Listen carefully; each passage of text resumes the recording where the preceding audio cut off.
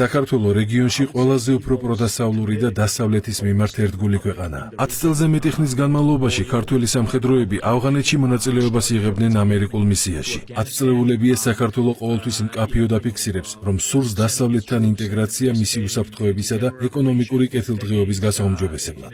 რასაკვირველია, აქ იგულისხმება ნატოსა და ევროკავშირში გაწევრიანება. ცივი ომის დასრულებისა და საბჭოთა კავშირის დანგრევის პირველივე დღეებიდან, რომ აღარაფერი ითქვათ საუკუნეების დროინდელ სურვილზე, საქართველო ყოველთვის ცდილობდა გამხდარიყო დასავლეთის ნაწილი. თუმცა ის, რასაც ახლა თვალს ვადევნებთ დასავლეთის მხრიდან, ჩემი აზრით სრული აბსურდია. ისინი არსებული რეალობის იგნორირებას ახდენენ და შეგვიძლია ვთქვათ, რომ ეს ნეოკონების უკანასკნელი ძალისხმევაა. საქართველოში ხელში ჩაიგდონ ძალაუფლება.